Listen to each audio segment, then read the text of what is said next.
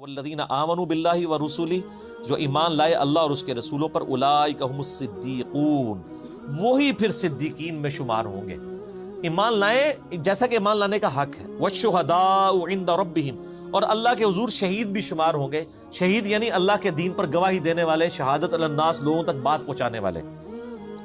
لہم اجرہم، ان کے لیے ہے اجر، و نورہم، اور ان کے لیے پھر وہ نور بھی ہوگا۔ والذین کفروا، اور جو کفر کریں گے، وکذبوا بآیاتنا، اور ہماری آیات کو جھٹلا دیں گے، اولئک اصحاب الجحیم، پھر ایسے لوگ ہوں گے دوست کی۔ اور کفر سے مراد یہ پنجابی والا کفر نہیں ہے، عربی والا۔ ناشکری کریں گے یعنی ایمان لانے کے باوجود اللہ اور اس کے رسول کی نہیں مانیں گے، صرف اللہ رسول کو ہی مانتے رہیں گے، تو ان کے لیے۔ اچھا یہ آپ دیکھیں سر، یہ جن کی زبان میں یہ آیات نازل ہو رہی ہیں اور نبی بھی موجود ہے سر، ان صحابہ نے پھر رومن اور پرشین امپائر الٹنی تھی نا، ان کے ایمان کس لیول کے اوپر تھا؟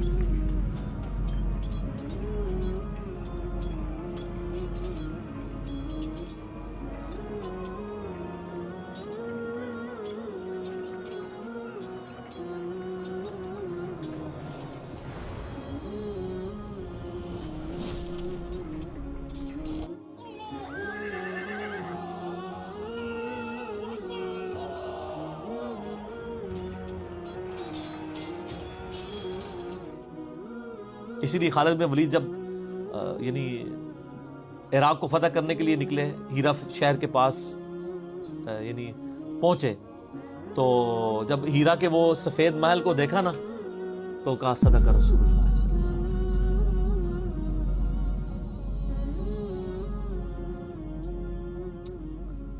نبی علیہ السلام نے سچ فرمایا تھا۔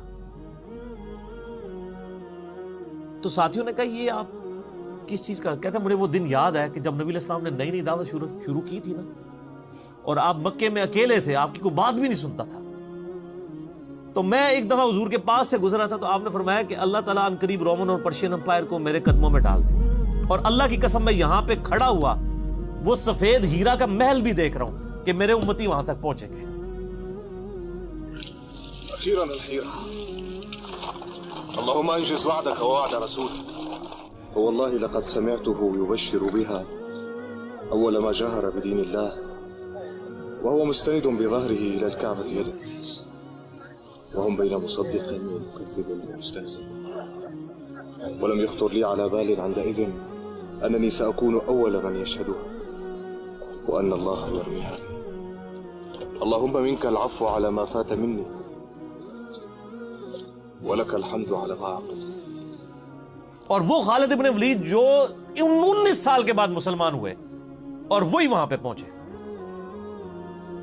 اور جب لکھا کرتے تھے نا خط یہ مخالفین کو، تو کہتے تھے میں وہ فوج لے کے آیا ہوں کہ جتنا تم اپنی زندگی سے محبت کرتے ہو نا، اس سے زیادہ وہ اپنی موت کو محبوب رکھتے ہیں، تو لڑو پھر۔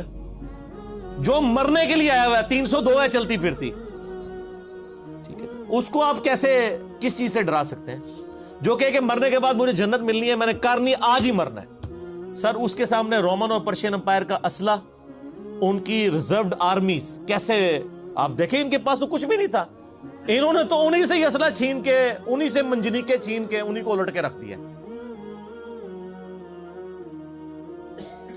بنو تمیم نے جنگ قادسیہ کے اندر یعنی ہاتھی جب لے کے آگے، تو عرب کے گھوڑوں نے تو ہاتھی دیکھے نہیں ہوئے تھے، تو یہ مسلمانوں کے گھوڑے جو ہے بھاگ گئے۔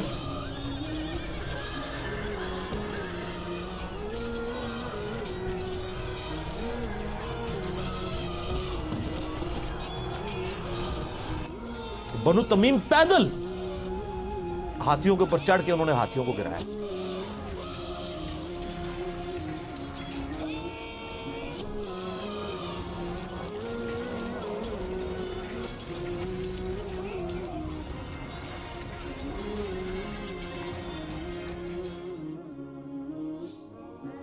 ساڑھے 8,000 مسلمان شہید ہوئے جنگ قادسیہ۔ من أين مقدمك؟ من القادسية. نشدتك الله، حدثني. هزم الله المشركين.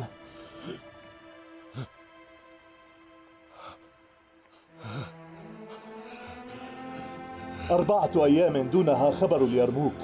وقد لقينا من الفيلة عنة عظيما حتى أعاننا الله عليها. وقائدهم؟ رستم قتل، وقتل جل قادتهم، فأمر سعد بملاحقة من فر منهم، فلحق بهم القعقاع في كتيبته وقتل الفيرزان من أعاظم قادتهم إلا الهرمزان فقد نجا. وكم قتل من المسلمين؟ 8500.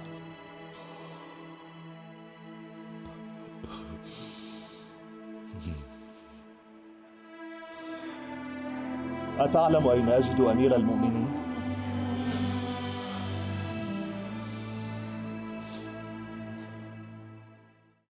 سر وہ 8000 مسلمان تھے، ان کی بیویاں تھیں، ان کے بچے تھے، آج ان کے نام بھی کسی کو نہیں پتا.